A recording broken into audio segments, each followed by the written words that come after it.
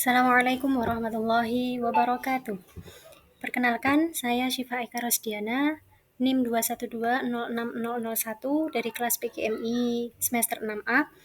Baik, di sini saya akan mempresentasikan tentang hasil dari lembar kerja terkait mata kuliah PLP Manajemen Sekolah. Pembahasan yang akan saya angkat pada kali ini yaitu yang pertama tentang identitas sekolah, tentang kegiatan sekolah, tentang struktur organisasi, dan juga tentang analisis SWOT. Yang pertama ada identitas sekolah.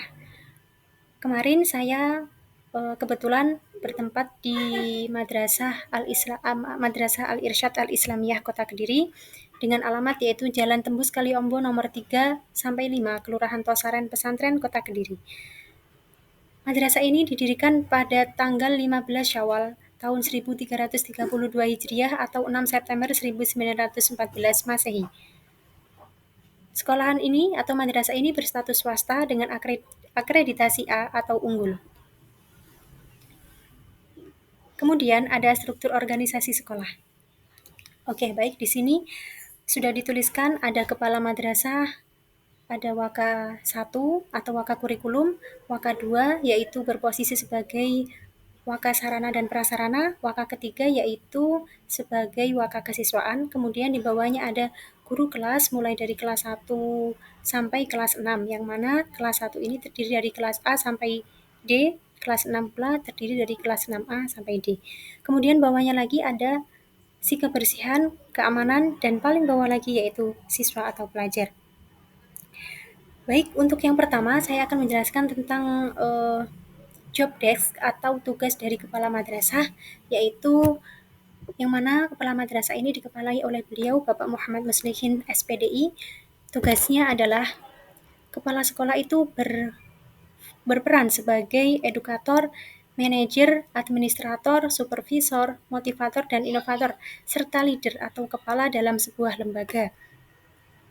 Kemudian yang selanjutnya yaitu ada waka 1 yang bernama Bapak Hafid Abdurrahman, Magister Pendidikan. Sebagai waka kurikulum, tugasnya yaitu menyusun dan menjabarkan kalender pendidikan, kemudian yaitu menyusun pembagian tugas dewan guru dan jadwal pelajaran, serta mengatur penyusunan program pengajaran, yaitu meliputi program tahunan, program catur bulan atau semesteran, satuan pelajaran atau rencana pembelajaran, kemudian penjabaran dan penyesuaian kurikulum. Kemudian mengatur pelaksanaan kegiatan kurikuler dan ekstrakurikuler kerjasama dengan waka 3 atau waka kesiswaan, mengatur pelaksanaan program penilaian kriteria kenaikan kelas, kelulusan, dan laporan kemajuan belajar siswa, serta pembagian rapot. Kemudian mengatur pelaksanaan program perbaikan dan pengayaan. Jadi pada intinya waka kurikulum itu adalah bertugas sebagai administrasi yang mengatur atau menjalankan proses kurikulum dalam suatu lembaga. Kemudian yang kedua yaitu ada Bapak Saironi sebagai waka sarana dan prasarana. Tugasnya adalah beliau itu bertanggung jawab untuk mengatur sarana dan prasarana sekolah.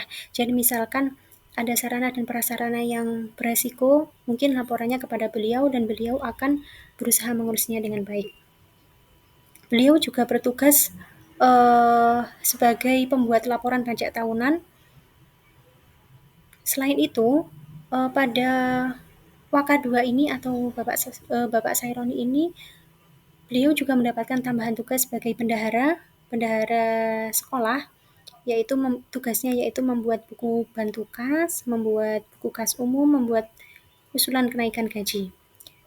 Selanjutnya yaitu ada waka 3 yang bernama Bapak Muhammad Hasan Arif, itu sebagai waka kesiswaan.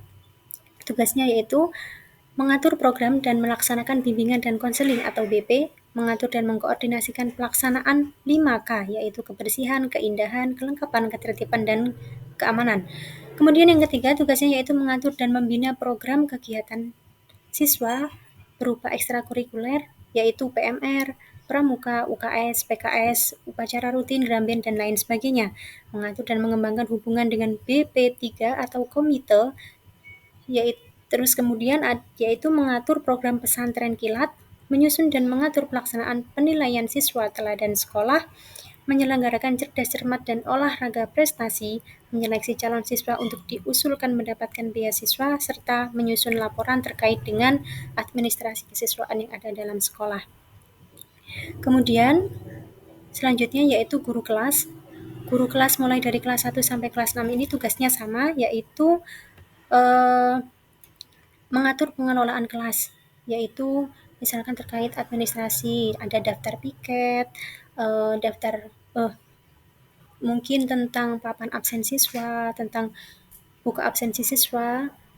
Kemudian dari guru kelas 1 sampai kelas 6 ini juga membuat buku kegiatan pembelajaran atau buku kas kelas, membuat tata tertib siswa, menyusun pembuatan statistik bulanan siswa, pengisian buku induk, pengisian daftar kumpulan nilai siswa atau ledger, pembuatan catatan khusus tentang siswa, pencatatan mutasi, pengisian buku laporan penilaian hasil belajar atau rapot, serta pembagian buku laporan penilaian hasil belajar. Kemudian ada kebersihan. Kebersihan ini adalah tugasnya bertanggung jawab akan kebersihan sekolah, namun perlu kita ketahui kebersihan sekolah tidak hanya tanggung jawab dari si kebersihan ya, namun tanggung jawab semua warga sekolah. Kemudian keamanan. Keamanan ini yaitu yang berhak mengatur sistem keamanan dalam madrasah, misalkan seperti Bapak Satpam yang berjaga di depan gerbang setiap harinya, dan terkait dengan keamanan lainnya. Kemudian yang terakhir, siswa atau pelajar. Oke, selanjutnya yaitu membahas tentang kegiatan sekolah. Di sini saya jabarkan menjadi 3, ada penanaman sikap spiritual, ada kegiatan belajar mengajar, ada kegiatan unggulan dan ekstrakurikuler. Untuk penanaman sikap spiritual sendiri itu bisa dicontohkan ketika pagi hari, saat berangkat itu selalu salim dan sapa saat memasuki gerbang, dan juga adanya kegiatan BTQ saat awal pembelajaran. Jadi mereka dikenalkan dengan doa-doa, doa mau belajar, doa misalkan doa kepada orang tua dan sebagainya, serta juga dikenalkan dengan surat-surat pendek.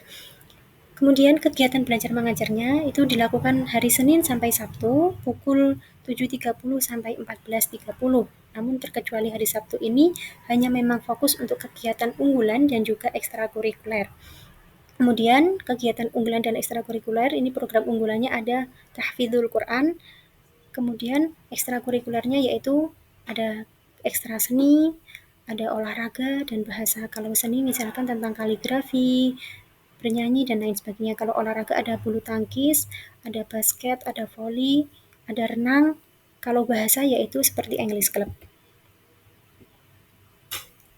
Kemudian setelah kami bersama kelompok itu mengadakan analisis, ternyata di dalam sekolah itu terdapat beberapa kriteria, yaitu yang mana terbagi menjadi 4 kategori atau biasa kita sebut dengan analisis SWOT. Yang pertama ada strength atau kelebihan atau kekuatan, yaitu siswa setiap angkatan itu mencapai 120 sampai 130 orang, adanya tenaga pendidik yang berkompeten, madrasah yang berakreditasi unggul, lulusan banyak yang diterima di sekolah unggulan baik MTS, SMP ataupun pondok pesantren. Kemudian di sekolah ini juga menerapkan gerakan literasi madrasah, sarana dan prasarana yang sangat lengkap, serta program ekstrakurikuler atau unggulan yang mampu menampung bakat peserta didik. Selanjutnya yaitu ada weakness atau kelemahan. Weakness atau kelemahan ini yang pertama, hanya ada 37,7% guru yang memiliki sertifikat pendidik, sebagian guru masih kurang memahami penerapan kurikulum merdeka, presentase guru yang mampu menerapkan kegiatan sesuai modul dan administrasi itu hanya sekitar 50% sampai 80%, jadi belum seutuhnya ya. Kemudian memiliki alat peraga MIPA namun kurang memenuhi standar, serta sebagian siswa masih kurang paham akan penerapan akhlakul karimah. Oke, selanjutnya yaitu ada opportunity atau peluang, yang mana madrasah ini itu menjadi madrasah percontohan, madrasah yang ramah anak dan nyaman untuk belajar.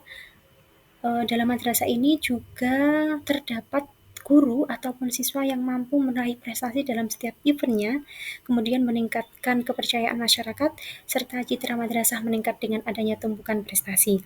Dan yang terakhir ada threats atau ancaman. Mungkin ini ancaman bisa dari luar atau dalam, yaitu yang pertama kinerja tenaga pendidik dan kependidikan yang sangat menurun. Kemudian ada jadwal kegiatan dari pemerintah, khususnya Kementerian Agama yang mendadak dan di luar prediksi, sehingga bisa sedikit menggoyahkan atau merubah tatanan yang awalnya sudah ditentukan oleh waka-waka tertentu. Oke, mungkin cukup sekian yang bisa dapat saya presentasikan. Kurang lebihnya saya mohon maaf dan terima kasih. Wassalamualaikum warahmatullahi wabarakatuh.